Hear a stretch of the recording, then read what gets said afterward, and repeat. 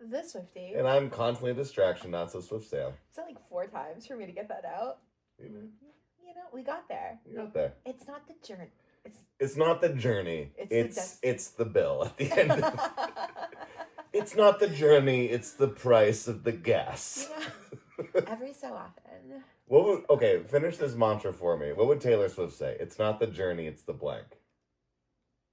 It's not the journey. It's the era. Okay, all right. It's not where you go. It's what moment in time you went there. That actually reads. Yeah. I think what you. So this is the thing that AI is destroying and taking away from everybody. With most people that do like the images and stuff, it's like you're typing in what you want and it's trying to perfect. It's like you add those little blips and blops, which if you're a frustrated illustrator, artist, or whatever, like, yeah, you should come up with these ideas. I think you should create a fake account posing as Taylor Swift AI.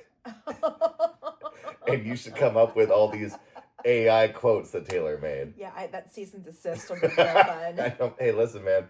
It's an honor just to be nominated, right?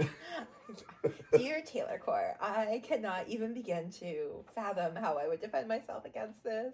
So I will delete it and never, ever show up again. Thank you. Sent from my iPhone. Created by AI. Yeah. So we've got a couple things to talk about. What we got? Okay, Sam's Choice. Ooh. Travis on his podcast. Rumors about when Travis and Taylor started dating. New music, how it relates to re-records. Let's go down the list. I feel like that's a good... Okay, you want to start with the podcast? Yeah, the boys' podcast? Yep. So, they were on their New Heights podcast. And Jason says to Travis, do you listen to sad music? Like, when you just came off a Super Bowl loss, like, do you listen to sad music? And Jason's like, because I do. I like to listen to sad country songs. Because no matter what, this country guy has it worse than I do. And Travis goes, the only way through it is through it. Basically, he tried to be a little more philosophical. But he goes, I listen to music. The music I listen to is very telling of my mood. And they kind of go on a little bit. And then he goes, I just listen to Taylor's music. She has something for everything. And then Jason brings it back to country. I figured that either he would start dropping those lyric lines. Yeah. And like even when he started, like the only way through is like, that sounds reminiscent of Taylor. What song is that from? What would you say? Yeah. But there is a nice image of him like in a bathrobe with the shower going, just sitting behind the curtain with the Sarah McLachlan playing In the Arms of the Angels. I could see him doing a sad puppy commercial. I could see him crying a little bit. That pimp suit just hanging off the shower rack. I could see that. I feel like he's more like, I forgot that you existed. And just like a picture of the Eagles team celebrating.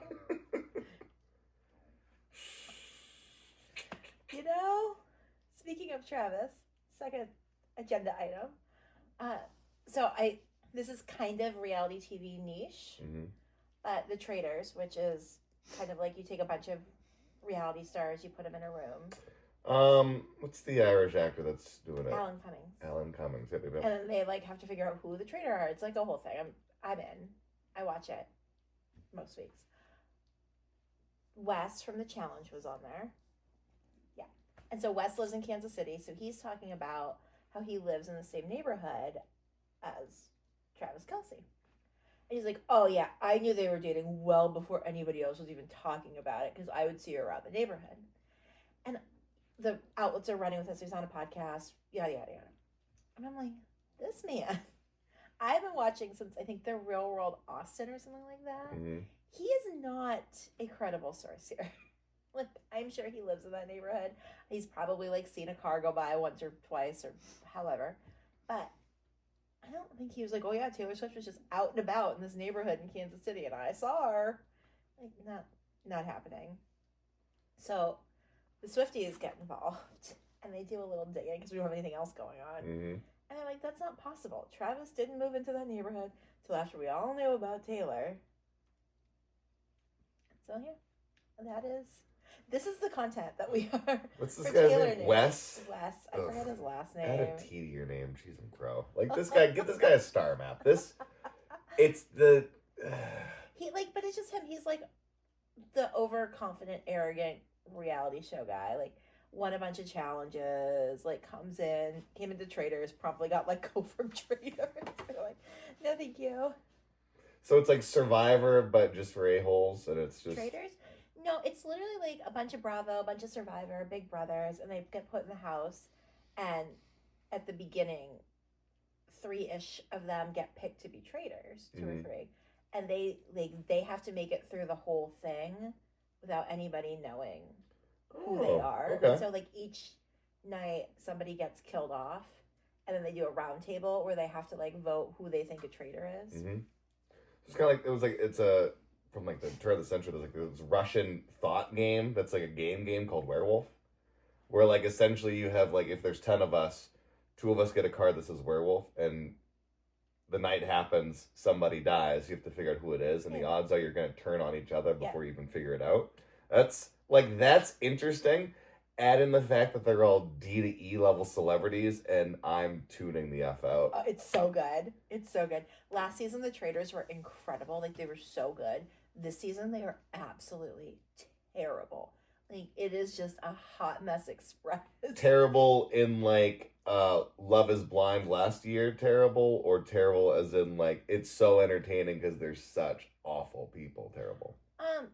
They're just awful traders. Like, you literally, you watch them react to things, and you're like, what are you, who picked these idiots? Okay. Like, they're so, like, last season, they were so, like, thought through. This season, and they're just like, oh, let's do this. I'm going to file that TV show under must unsee TV. I think you might like it. It's, because you don't have to know anything about them. You just watch these people try to make money, but, like, they don't know. They all think that they're bigger than they are. Smarter than they are. I don't even think they think they're more famous. They just think they're a lot brighter than they are, and you're just kind of watching it in bemused fashion. And I don't want to talk Love is Blind, because this season, they just keep chopping it up and giving you parts at a time, and I catch up, and I'm like, I need to know. Did she say yes? Did they get married? Like, what? The return of the anti-binge. I love it. God, I love I love that these streaming sites are now going, like, we're doing it weekly. I love that. No, they drop you 4 or 5 episodes. They're like, gotcha. Yeah. What? Wait a minute. Start the season with you get 2 hours of content, and then you gotta wait a couple weeks. Heck yeah. I have Bravo for that. I don't need Netflix for that. It's not my Netflix thing. Give me Love is Blind all in, and then make me wait a bit for the reunion. That's fine. All right.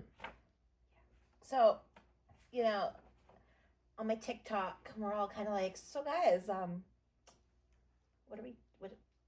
Taylor exists, so we got nothing to talk about. Kind of like this segment. You said she's been 90 days offline? Yeah, about 90 days not posting on, like, her, Taylor Nation post, but, like, Taylor. It's hard to hit those T keys when you have that heavier finger, right? Maybe. Mm-hmm. I mean, and look, she deserves this. She should take as much time to decompress after that tour, after the re-recording, after everything that's gone on the last 5 years. Like, take your time, settle in, enjoy your life, enjoy your relationship that you get to be in the same place with minimal responsibilities at the moment. Like, love that for you.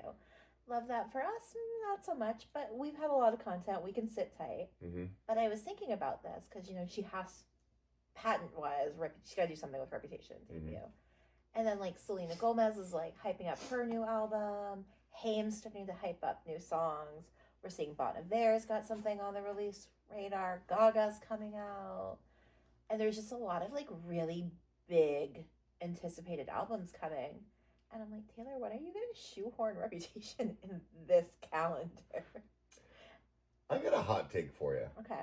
I think that, you know, with what happened in the fires in LA, what's been going on with, like, her properties in New York, like, she's got a couple staple, like, New York was the place where someone tried to rob it and, like, stalk her. And yeah.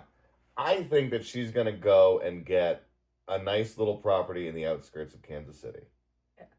More kind of rural, a little reminiscent of home. I think that she's gonna do a Dave Chappelle, and she's gonna kind of build her own little staging area out back, and she'll have like a monthly concert or so, and she's gonna be like this economic boom around her, do private stuff on her own, and then do the bigger shows and the big money makers, and just be like, I'm just doing like this is my fun thing. I'm gonna just do it right here at my home. I can walk 20 feet to my kitchen. It's all good. And then when she's like, yeah, now I'm gonna go out. I'm gonna do something else. Now I'm gonna go out. I'm gonna travel abroad. I'm gonna do a couple shows in England. I think she might. Okay, I love that theory. I think there's not a chance in hell anybody is going to let people come to Taylor's home. I love it. I think it would be so lovely. She's got the nice gated compound. She's got the invisible fence. Everyone gets the collar. They're not allowed to go outside the invisible fence. Yeah. You've met Swifties, correct? I've met at least one in my life. There's no way they're letting us on any property. You're not going to be very demure, very cutesy, very polite? Shocking to me that you came up with this, because she used to do secret sessions before she announced, and like she'd bring the fans to her house. But we don't see that anymore. I don't think we're going to see that anymore. And that's fair. I mean, it's your home. You have to, like, she's got to be able to keep some things very much hers, which is why I don't think there's any way that she'd be like... Well, yeah, it's going to be like 100 acres away from her property, and they just take the old go-kart over, and they just drop her off on stage and then zoom her back. Maybe. Stranger Things. Love that thought for us. It's very folklore evermore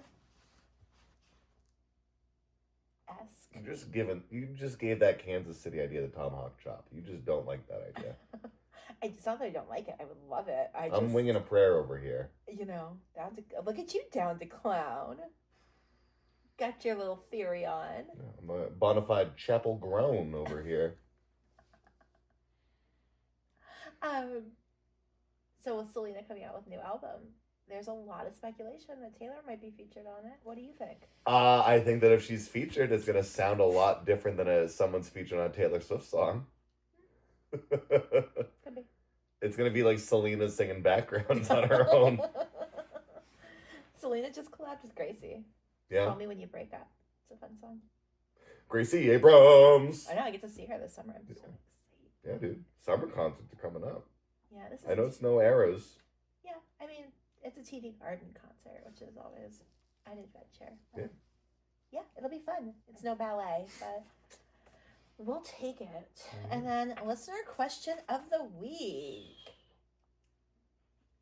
Sam, what's your era? It's spelled ERROR. Signing up for this podcast. Yeah.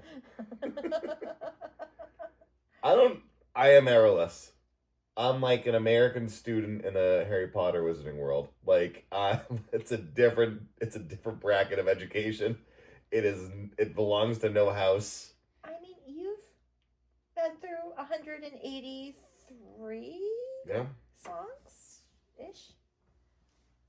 Not one era that you're gonna be like, if I had to.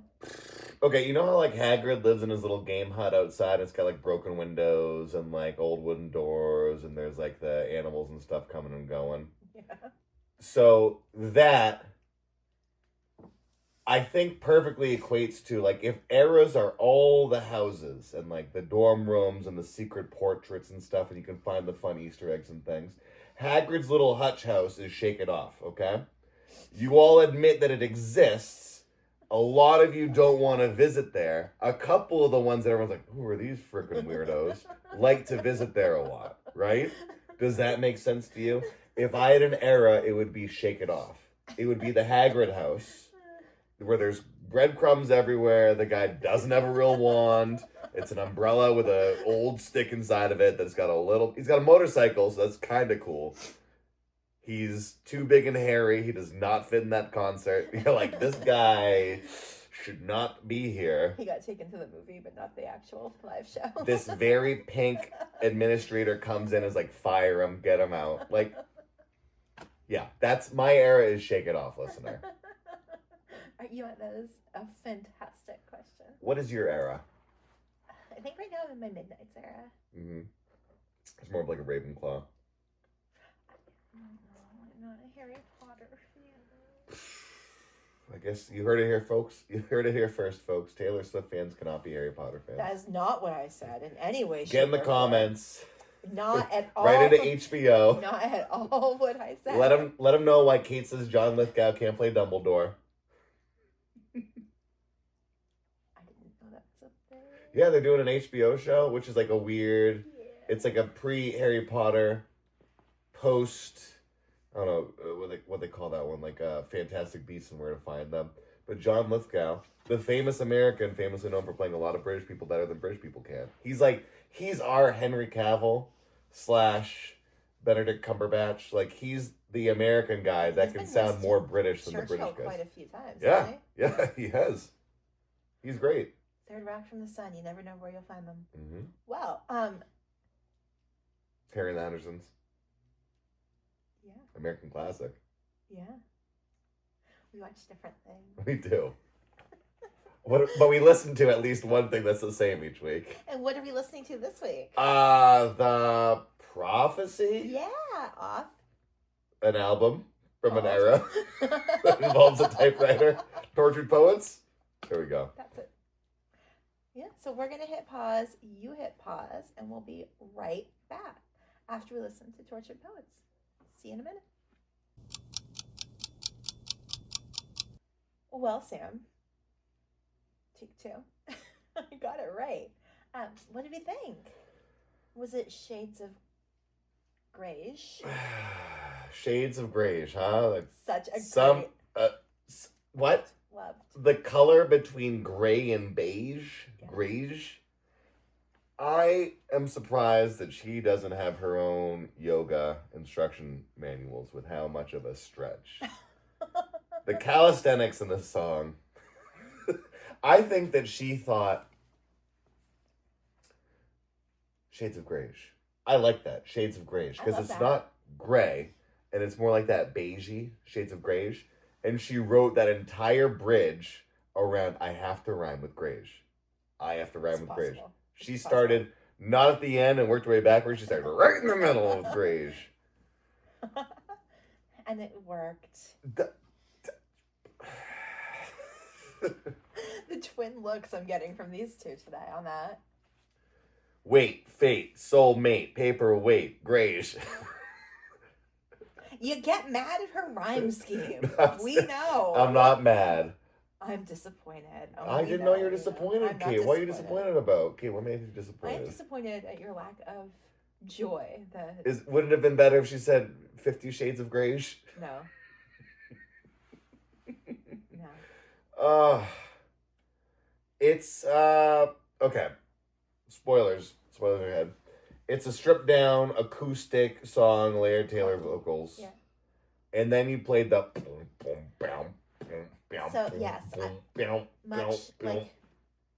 much like the rest of our listeners on the TikToks, Major Vibes has fallen into my For You page I now follow, and he remastered all of the songs from Tortured Poets into if they were dance albums. Mm-hmm.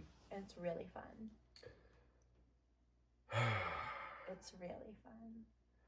He's doing, I think, folklore right now. It's also very fun. It's so you back in my day, when someone would be like, I'm taking the white album and the black album and I'm making the gray album, and then they're like, you can't put this on streaming, you have to take this off the internet, da da da da. And I have somebody like this being like, I'm just making all these songs dance songs. Like slaps. That's what the kids say. Slaps. It's assaulting, but in the good way. It's such a okay. It's like her it's an epic, right? It's an epic poem. Sure. It's her it starts and ends with like that refrain of like this kind of change in fate, the almost change in fate. Mm-hmm. You know, because hand on the throttle, thought of the lightning in a bottle, blah, blah, blah, blah, blah, blah. Like she reduces that for the end, for the refrain. Mm-hmm.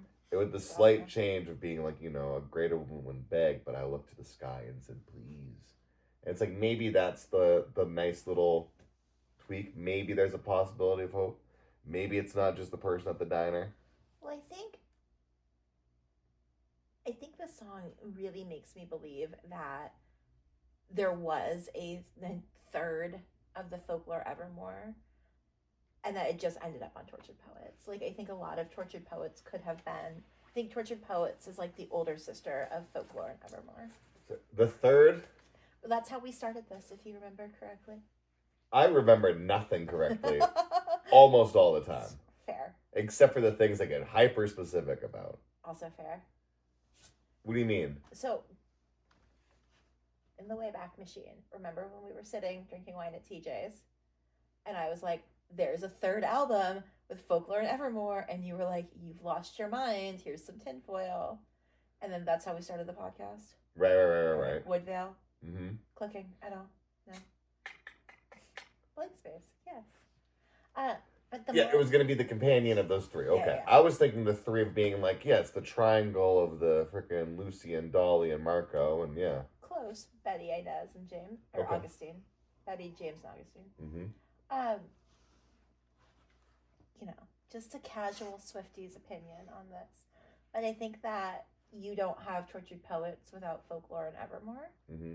And I think while it's like a little bit more raw, a little bit more exposed than the others, if you take like you could take My Tears Ricochet and put it on Tortured Poets and it would fit. You could take The Prophecy and put it on Folklore and it would fit.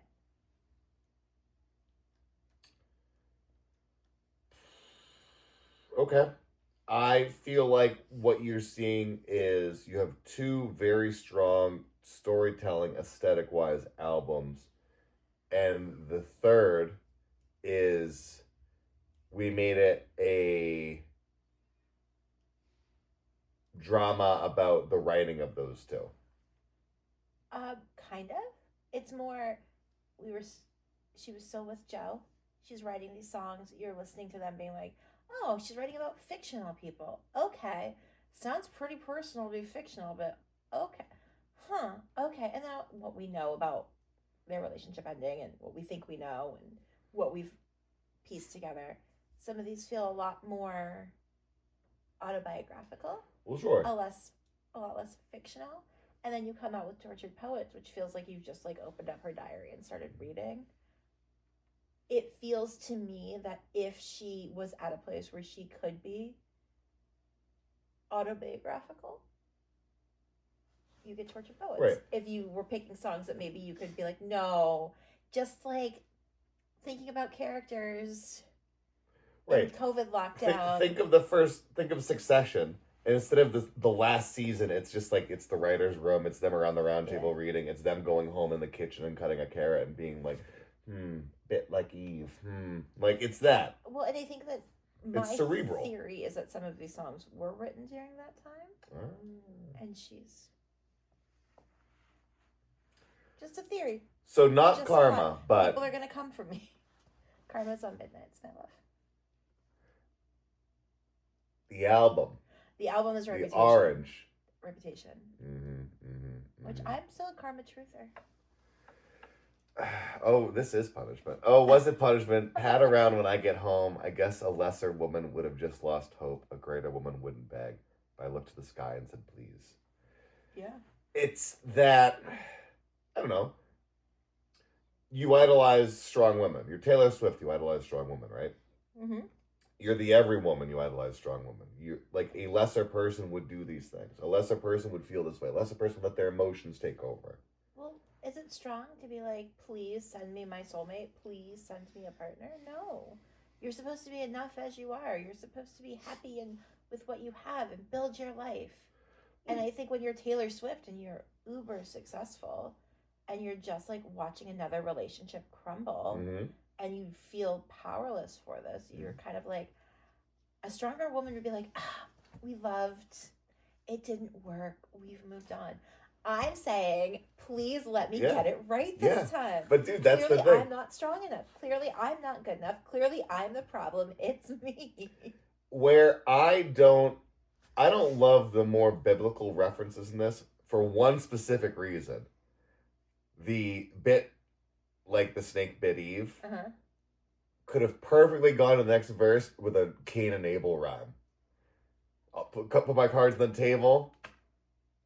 Why is my brother killing me? Is he Cain? Am I Abel? To da da da da da. Like it could have been I think that so was there. too much. I But think here's that the would have thing. been too much. When she goes into, because we've had this in one or two other songs, when she has that more like uh, Odyssey, Iliad, Yeah. that more Greek fable, that strong epic type of feeling to her writing. It intrigues me because some of the imagery she pulls in is great. The idea of rallying against the fates is a big thing in Greek mythology, right? Yeah. Everyone has their invisible string that only the fates see, and they know how long it is, where it goes, when it is cut, right? Mm-hmm. The lesser person, in most senses, is like, I accept my fate, this is this.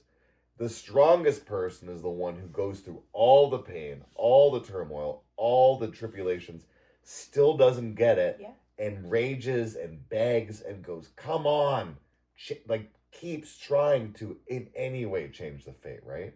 Everyone has their line. Everyone has their roles to play in this show.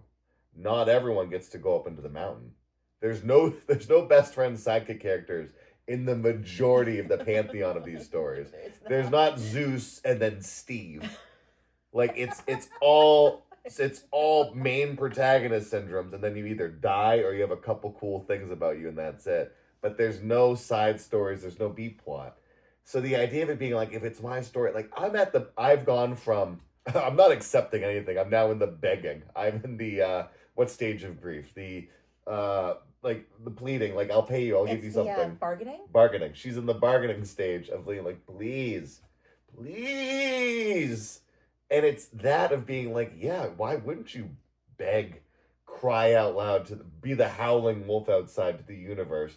Because nothing else is working. You are going to keep trying, or you're going to accept it and then die inside, or literally be dead. And until you literally die, you're gonna Go cry and beg and rage like the storm. And But I think they don't beg. I think the stronger characters in Greek mythology, they do accept it. They're like, these are my tests. This is how I get through it. This is what we're gonna do. And the weaker ones are like, please just make it stop. Let me have my lesson without the can I have without the pain? Like, give me something easier. Can I have a softball? Those are the ones that, don't do so well. I mean, yes and no. Yeah. Like Bible wise, you got Jonah and the whale, right? The Yeah. guy who's like, your house gets burnt down, your family dies, blah blah blah. Now you're in a whale and all this stuff. Like they constantly keep throwing garbage at him to prove that like he's devoted or whatever. And in your Greek mythology, in your Taylor Swift core literature, which I mean, Taylor Swift, when you come out with the mythology book, Taylor and Thebes, the face that launched 1,000 arrows, whatever it is. Merchant to this Taylor. Dude, I'm telling you, start doing AI Taylor stuff. I'm telling you, they can't see you if you say you're a machine. But it's that all the evidence they need right here on this day, March 4th, 2025. When you talk about Taylor and she's writing fiction and we all figure out it's fact, or it's like very subtly hinted at that like this is not Betsy and Augustine, this is Betty, but yeah. It's that idea of it's kind of like when I'm like, dude, I know that this is her being like, I was a little bit petty, sorry, not sorry.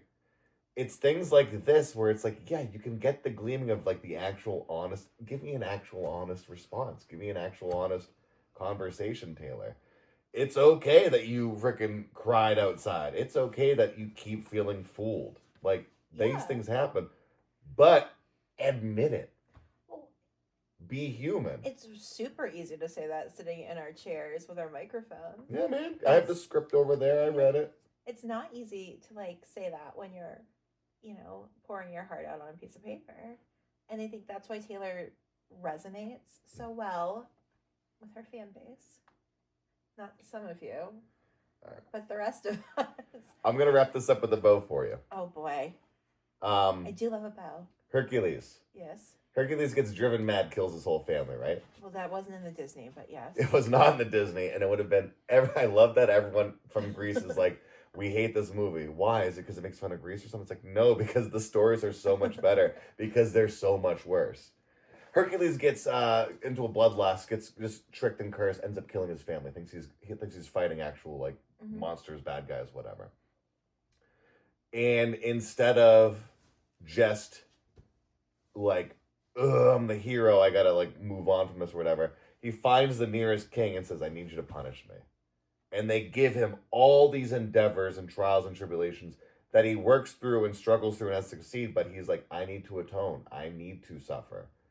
And it's that like, give me a soulmate. Give me my punishment. Make me anguish. Make me do this. Make me grow stronger. Give me the opportunity to love somebody. Give me that, like that pleading to Olympus, that pleading to a higher power, to a king or something, to the universe. Because everything I've done on my own isn't going to make it better. So give me my Hamilton moment. I'm not throwing away my shot. Unless RFK comes around. He's backtracked on that. Welcome to our scantily clad political podcast. Yeah. No, I get that. And I think for Taylor, I think maybe why Greek mythology is so interesting to her is because she's been given so much. Like, she's got the fame, she's got the money, she's got the awards, the accolades, but there is something missing. Like, It's got to be really fascinating to be a person like that, to be looking around and be like, whew, this is like all like bigger than I ever could have dreamed of as a little girl on stage. Mm-hmm. But like the thing maybe I took most for granted is that I would have a partner through all of this, or I would have love and I would get married and have a family. Like, that's the thing that is elusive. Like, the thing that people do every day very simply is the thing that I can't manage to do. But look at all of these big things I managed to do. And I think that's where the song gets interested. I think that's where this half of her discography gets interesting, because she's grappling with these really giant ox in the horn. She's grappling it. Yeah, Hercules. You're getting it. You're getting it. She's just getting through all of these, like, what is it, to whom much is given, much is expected, or something along that line. Yeah. And I think she's like, am I a Greek tragedy? Well, think about this. Like, you're immortal, but you can die. Mm-hmm. You can live forever, but you can still die. Mm-hmm. She lives on through her stories, through her work, through her everything, sure. But she's writing a lot of this, like, it's the literal, like, the hero's journey. It's this clock and, like, where you start and where you go when it comes to this epic stuff. We do love a clock. We do love a clock, and the hero's journey is this clock of being, like, the call to arms, and goes through the cave, and you, the teacher, and the doubt, and the princess, and blah, blah, blah, blah, blah. She's writing this about her, she's using herself as the hero's journey, and being like, yes, sometimes it doesn't come complete because it comes full circle, and you begin again. You have these little moments. In a cafe? I think that where this is a Taylor-centric, Taylor Swift fan album type of stuff. Yeah. There's stuff in this that, like, if you actually, like, listen and deep dive, you're like, yeah, like, it's way better than what you could have seen before. I think this album did get a lot of flowers, so I don't want to, like, take away from that. But I think this album is going to be something that people come back to later in her career, and you're like, oh, I see what she did there. Mm-hmm. Where the fans are like, in it, mm-hmm. Like, it's the fans. An outside casual Swiftie is not going to be like, Tortured Poets is my favorite Taylor album. That's a, like, mid to upper level cult member. Mm-hmm. Where for you, Shake It Off is Godfather Part 3. This is Godfather Part 2. I get it. Maybe 1. I think it's a real hallmark of her songwriting. But I say that now. Mm-hmm. Who knows after a couple more albums? 100,000 listens. So on that note, what did you think? It's not bad. I feel like the boom, bow, boom, bow, it sounds awesome, but I feel like I would not be listening to that song if I was hearing that beat. I would just be doing this. I think the synth other vocals on that, it's like, yeah, to make it dancey, but I would not have been as interested. So do you prefer the Taylor's version or the Major Vibes version? Is that what you're saying? You like the original, like the Taylor, the plucky version? I got lost. It's okay. I don't got off the exit. I don't really like either. I don't really like either, but I would not have been as interested in the dance one because I've been more interested in the beat and be like, finally. Yeah. It would have been for the wrong reason. That's why she strips her songs down, I think. It's for the lyrics. Mm-hmm. We'll get that songwriting Grammy one day. Taylor Swift featuring Taylor Swift. Produced and written by Taylor Swift. A Taylor Swift joint. From Taylor Swift Studios. Mm-hmm. She has her own studio. She's gonna have her own city soon. Dare to dream. Dare to dream. Well, should we roll? Yeah. Each and every week we roll. we roll for the next Taylor Allison Swift song and album. Thank you, Jillian Petruzziello, for this lovely die. We're rolling for an album. We're rolling for a song. Hope your nails got fixed. Her nose? Nails. Oh, okay. I was gonna say, what happened, Marsha? All right. We're rolling for an album. Mm-hmm. Reputation's off. Yep. Which is 8. 6. All right. Let's see here. We got a 7. Lower. I'm sorry, are we boring you now? No. You tired? A little bit. Been a long day at Taylor. A lot of talk and take and tucker somebody out. I've been a busy girl. All right, album 7. We got a 12. You should have pulled up the track list while you were making fun of me. But then I won't be able to make fun of you. It's our last one off Lover. We're done? We're done. What we got off Lover? It's a sad one. Soon you'll get better. I can already hear the EKG. It's featuring the Chicks. The The Chicks. formerly Dixie Chicks. Formerly Dixie. Yeah, this is a tough one. All right. Hey, you know what? Silver lining. Don't think about how sad this song is going to be. Think of how cool it is that we're crossing another album off this list. It's also sad. No. That's really... See, Jason says it's sad, too. No. Just think, Sam, with each album we cross off the list, that we are that much closer to putting them all back in and starting fresh. Like, they're excited. Listeners are so excited. I can hear the screaming. Yeah. Oh, can you imagine, like, listening to some of the early, like, the songs we did earlier, knowing what you know now? Nope. Don't want to. Oh, so fun. Going back to some of those. I'm excited.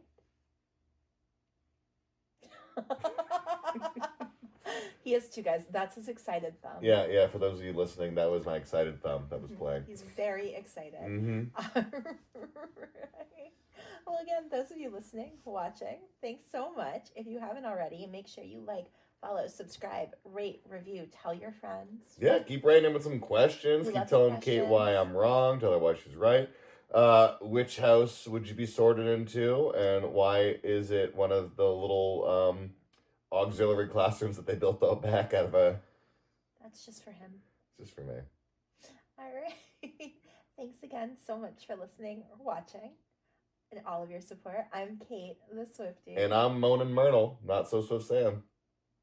I think she's the one that they killed in the bathroom, and she haunts the bathroom toilets. Yeah. She's toilet ghost. Japanese reference, toilet ghost. And on that note, thanks again, guys. We'll see you next week.